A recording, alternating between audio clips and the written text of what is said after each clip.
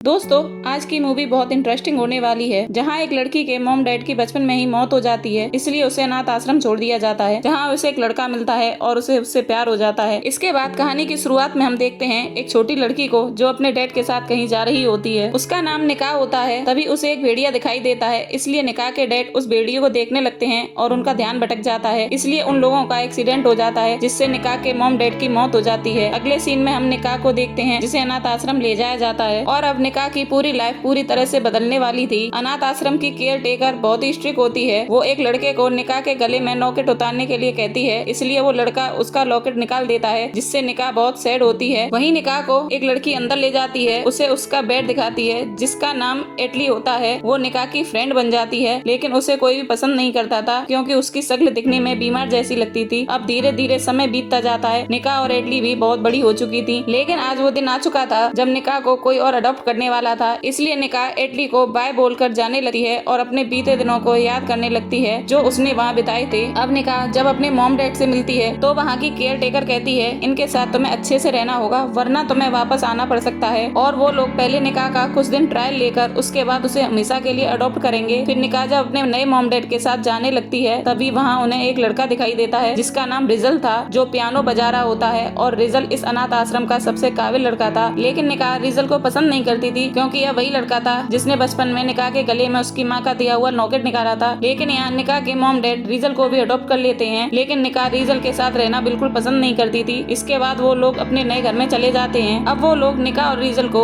उनके रूम दिखाते हैं और उन्हें उनकी स्कूल ड्रेस भी देते हैं, लेकिन तभी रिजल के सर में दर्द होने लगता है, इसलिए वो दवाई लेता है और एक छोटे से बॉक्स में छुपा कर रख लेता है। तभी निकाह रिजल के रूम में आती है और उससे कहती है, तुम प्लीज यहाँ कोई गड़बड़ मत करना, क्योंकि वो चाहती थी कि उनका अडॉप्ट अच्छे से हो। निकाह का सपना था उसकी एक फैमिली हो जिनके साथ वो अच्छे से रह सके। लेकिन रिजल निकाह से कहता है, अगर तुम सब कुछ अच्छा रखना चाहती हो तो मेरे से दूर रहो। रिजल ये कहकर अपने रूम का दरवाजा बंद कर लेता है। अगले सीन में हम देखते हैं ये सब लोग खाना खा रहे होते हैं, तो ऐना जो निकाह की माँ होती है, वो निकाह से रिजल और उसके बारे में पूछती है, तो निकाह झूठ बोल देती है कि वो सगे बहन भाई की तरह है। ये सुनकर रिजल निकाह को गलत तरीके से टच करता है, इसलिए निकाह वहाँ से उठकर चली जाती है। रिजल भी उसके पीछे आ जाता है और निकाह से कहता है, तुम्हें वहाँ से उठकर नहीं जाना चाहिए था। तो निकाह रिजल से कहती है, तुम मेरे पास कभी मत आना। रिजल निकाह से कहता है, अगर हमारे नए मॉम डैड को पता चला तुम मुझसे इतनी नफरत करती हो तो वो हमारा अडॉप्शन कैंसिल कर देंगे। और इसके बाद निकाह अपने रूम में सोने के लिए चली जाती है। लेकिन निकाह को सपना आता है और उसे लगता है रिजल की तबीयत खराब है और मार्गरेट उसके साथ है, जो उनकी केयर टेकर थी। वहीं अगली सुबह निकाह और रिजल स्कूल जाते हैं, जहाँ सभी लड़कियां रिजल को देखती हैं और उस पर लाइन मारने लगती हैं, लेकिन रिजल उन सब लड़कियों को इग्नोर कर देता है। वहीं निकाह को एक लड़की विली मिलती है, जो निकाह की दोस्त बन जाती है और विली निकाह को अपनी दोस्त मिकी से भी मिलवाती है। वहीं हम देखते हैं जब सभी लोग क्लास में बैठे हुए थे, तब पता चलता है रिजल और एक लड़के के बीच लड़ाई हो रही होती है, क्योंकि वो लड़का निकाह को देखकर उसके बारे में कुछ गलत बोल रहा था, इसलिए रिजल उस लड़के को बहुत मारता है। वहीं रात के समय ऐना यानी निकाह की मॉम उसके पास आती है और उससे आज के दिन के बारे में पूछती है, तो निकाह उन्हें बताती है आज का दिन बहुत अच्छा रहा। निकाह रिजल के पास जाती है और उससे कहती है, तुम्हें तो पहले भी अनाथ आश्रम में बहुत सारे लोग पसंद किया करते थे, लेकिन तुमने सभी लोगों को एडॉप्ट करने से मना कर दिया था, फिर तुम यहाँ क्यों आए हो। और निकाह रिजल की चोट पर बर्फ लगाने लगती है, लेकिन रिजल निकाह को उससे दूर रहने के लिए कहता है और उसे बताता है, अगर तुम मेरे पास आई तो मैं अपने आप पर कंट्रोल नहीं कर पाऊंगा। वहीं अगली सुबह ऐना निकाह को कुछ कपड़े देती है जो उसे रिजल के रूम में रखने थे,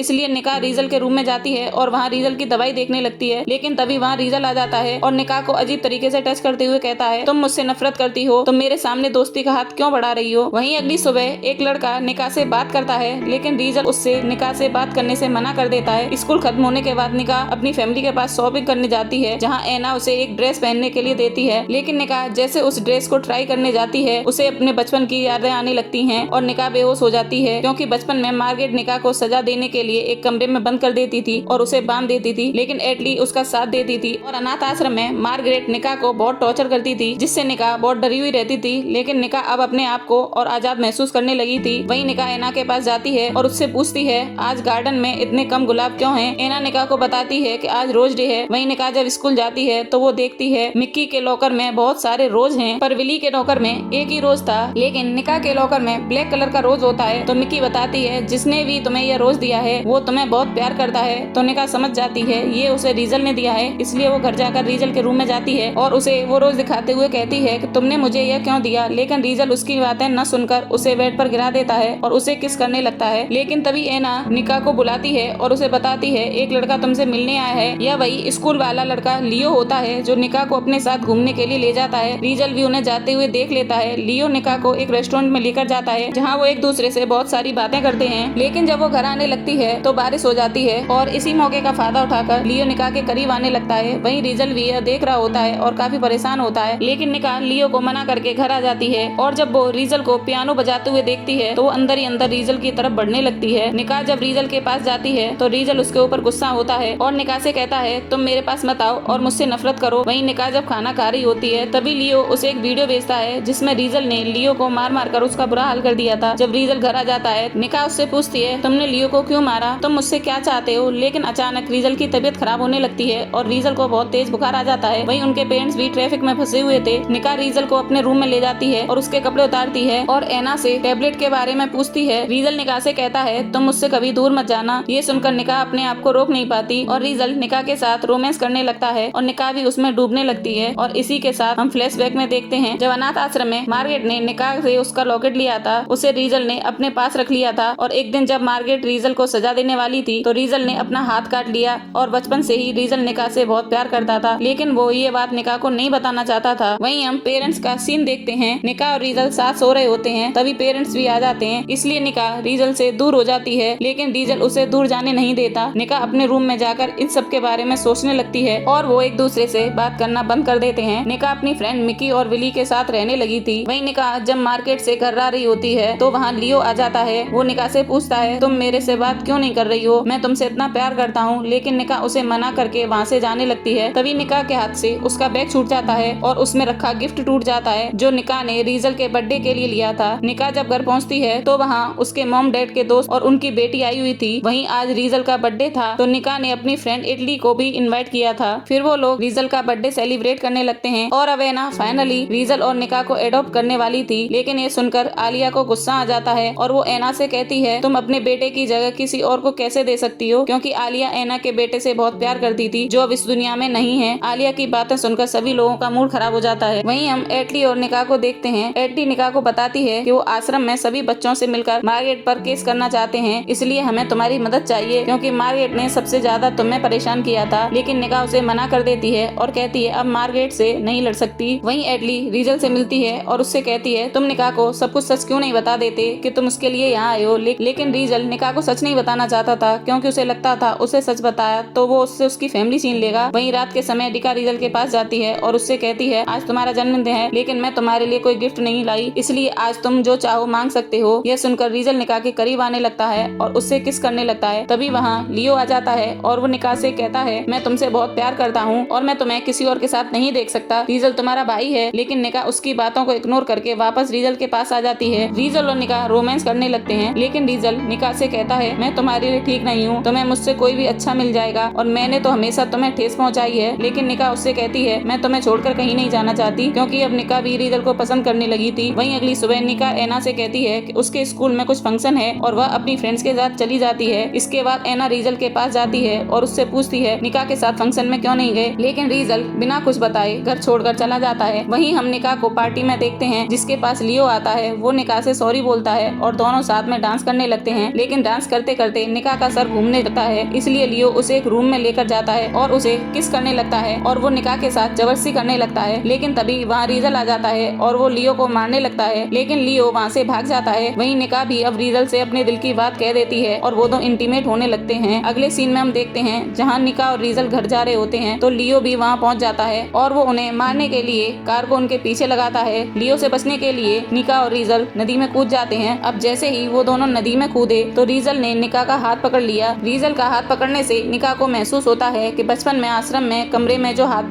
आश्रम में अंधेरे कमरे में जो बच्चा उसका हाथ पकड़ता था बल्कि वो कोई और नहीं रीजल ही था। हम निका को हॉस्पिटल में देखते हैं जहाँ उसके पास एटली आती है जहाँ वो निका का हाथ पकड़े हुए थी। तो निका एटली से पूछती है बचपन में मेरा हाथ पकड़ने वाला रीजल ही था ना। तो एटली भी निका को सब सच बता देती है। तभी निका के पेरेंट्स वहाँ जाते हैं। निका उनसे रीजल के बारे में पूछती है तो निका को पता चलता है रीजल कोमा में है, इसलिए निका अब रीजल से मिलना चाहती थी। तो एना निका से कहती है मार्गरेट रीजल के पास है जो किसी को भी रीजल के पास जाने नहीं देगी। रीजल ने अडॉप्ट होने से मना कर दिया। एना निका को एक बॉक्स देती है जिसे रीजल ने निका के लिए छोड़ा था। निका जब बॉक्स खोलती है तो बहुत दुखी होकर रोने लगती है क्योंकि उस बॉक्स में निका का वही लॉकेट होता है जिसे बचपन में रीजल ने उसके गले से निकाला था। अब निका रीजल से मिलने के लिए जाती है, लेकिन मार्गरेट उसे मिलने से मना कर देती है और मार्गरेट निका से कहती है रीजल की यह हालत तुम्हारी वजह से हुई है। और हमें कुछ दिनों बाद का सीन दिखाया जाता है जहाँ निका ने मार्गरेट पर केस कर दिया था, लेकिन अनाथ आश्रम के बच्चे मार्गरेट के डर से अपना बयान बदल देते हैं। इसलिए अब निका को लग रहा था कि वो ये केस हार जाएगी और मार्गरेट की वकील निका से अजीब अजीब से सवाल पूछती है, जिससे डरकर निका वहाँ से भाग जाती है। लेकिन एना निका के पास जाती है और उसे समझाती है। उसके बाद निका वापस कोर्ट में जाती है और मार्गरेट का सच सभी लोगों को बताती है कि मार्गरेट बच्चों को किस तरह से टॉर्चर करती थी और मार्गरेट ने रीजल को भी बहुत टॉर्चर किया है। और इसी तरह से निका मार्गरेट को दोषी साबित कर देती है और निका केस जीत जाती है। निका भागते हुए हॉस्पिटल में रीजल के पास जाती है और वो रीजल का हाथ पकड़कर रोने लगती है और उससे अपने प्यार का इजहार करती है। वहीं अब रीजल भी होश में आ जाता है और सीन शिफ्ट होता है। हम रीजल और निका को एक साथ देखते हैं, जिनके अब बच्चे भी हो चुके थे, और इसी सस्पेंस के साथ मूवी की एंडिंग हो जाती है। दोस्तों, अगर मूवी पसंद आई हो तो एक लाइक और सब्सक्राइब जरूर करें।